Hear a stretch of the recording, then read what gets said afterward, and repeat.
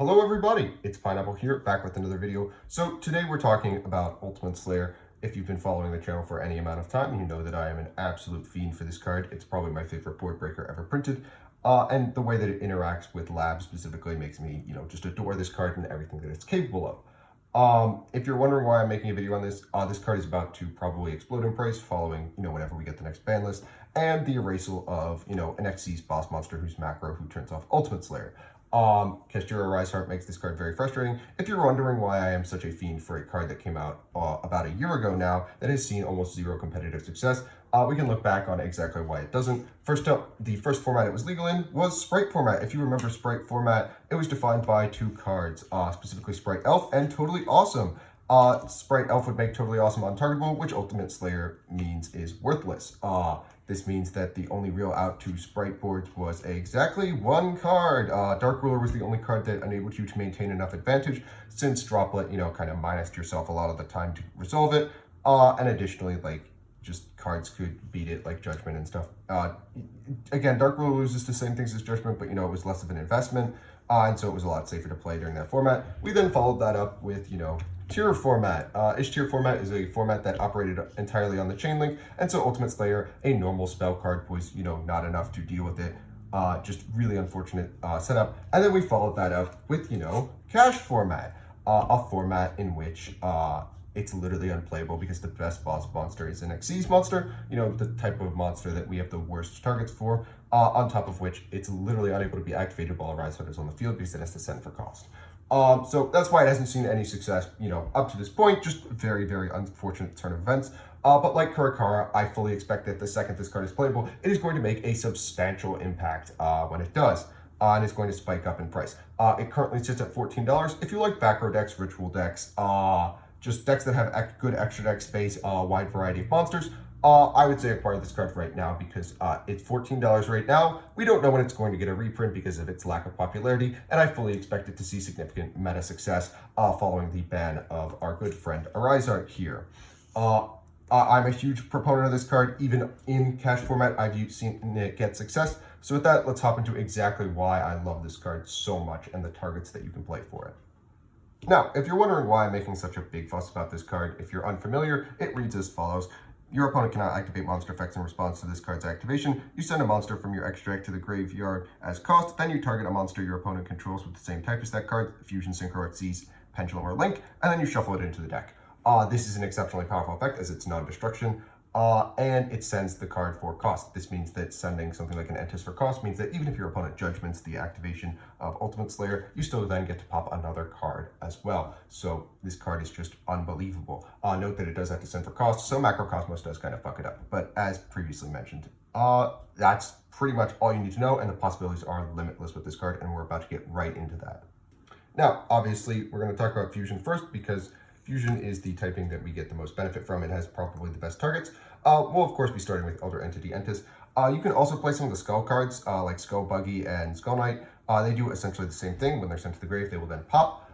This is very important simply because, it's Entis. It turns a shuffle into a pop as well, which means that you are getting a 2-for-1. This is an exceptionally powerful trade, and Entis is just a good card to have in a lot of things like ritual decks. Anyways, you're gonna play it as a target for Diviner sometimes going second. You're gonna play it just as a card. Entis is just a good card. Dogmatic Punishment has seen success in all sorts of decks, and Entis is a card that worms its way into a lot of extra deck.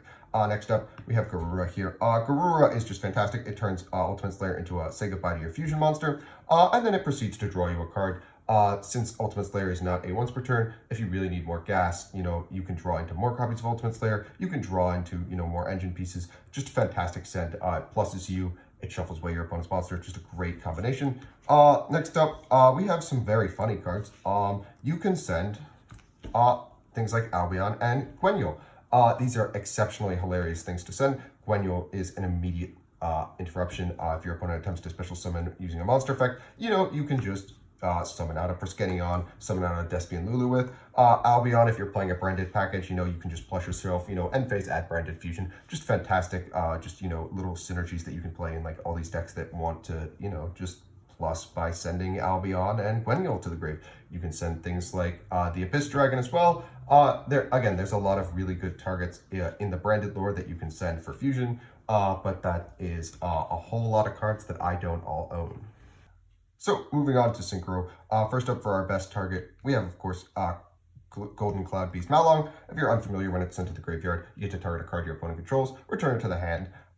This card is unbelievable. It's the best send-off. Ulti Slayer, the amount of times where I've played against Sword Soul and I'm just like, Ulti Slayer, target Barone, send Malong, bounce Chi and just, remove their entire board for one card for free at essentially no cost is just unbelievable. Malong is just so good, and he pulls this card together so nicely because you just have an immediate interruption you can send. But that said, there are also other really good synchro targets you can do. Wind Pegasus adding Nister is a little bit like funkier. If you have a card you control will be destroyed by a battle or an opponent's card effect, you can banish this card from the grave, and then target a card your opponent controls, shuffle it into the deck. It's not as good or it has an immediate impact as Malong, and it's also more reactionary. But that said, I do still think that, if you really are desperate for, a payoff to prevent your opponent from trying to pop your stuff, Wind Pegasus is an excellent option. We have, of course, Psyframe Lord Omega. If you need to put stuff back in the extra, put stuff back in your deck, Omega is a fantastic option. I can put back cards in your opponent's graveyard as well. If you're playing up against something like a Drytron, you can shuffle away something like an Alpha, something like a Beta, etc., etc. Just a fantastic card. It's Psyframe Lord Omega. And lastly, the thing that really pulls it together for things like Drytron is, of course, Herald of the Arclight. When sent to the graveyard, it'll search a ritual or ritual spell. And Arclight is not a once per turn, so you can send it for things like, your Diviner and other things. This card is unbelievable to send. It turns Ulti Slayer, just, you're shuffling, and then you're plussing, you get tribute fodder for your Drytrons, etc., etc. Just unbelievable card. You turn, a shuffle away also into a search. Just fantastic, fantastic combination. I can't praise it enough.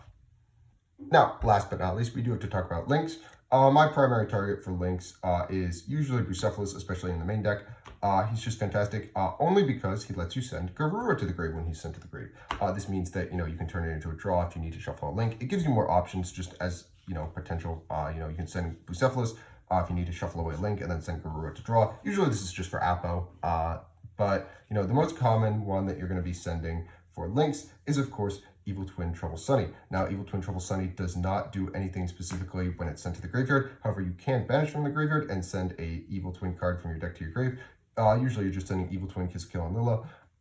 And then you get to non-targeting send a card from your opponent's field to the graveyard. Just really, really powerful effect.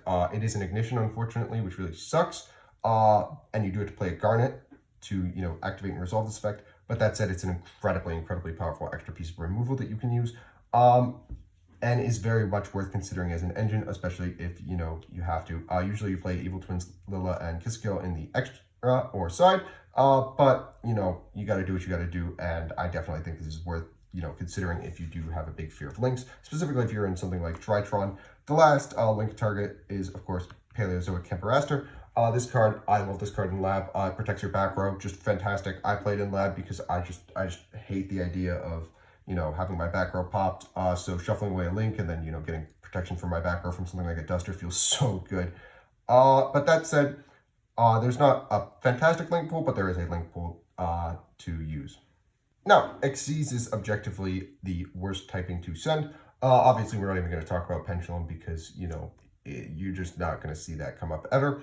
And there are only two really valid targets, and they're Mirrorlogic Educator and Totally Awesome. Totally Awesome is very niche in its application, but if you do send it for Ultimate Slayer, you do get to, add back Waters. So in a Water deck, this is conceivably a target for the card. But more importantly, Mirrorlogic Educator, when it's sent to the graveyard, will allow you to target an opponent's card they control, negate it until the end phase of this turn, which is not the greatest thing in the world, but it is something. It's a way to plus. I've had it come up. He's okay. He's a card. But obviously, Xyz is the weakest typing, but it does still get you there ever so often. So I hope you guys did enjoy this, in-depth exploration of, why I love Ulti Slayer, how to utilize it, why I think it's going to be great.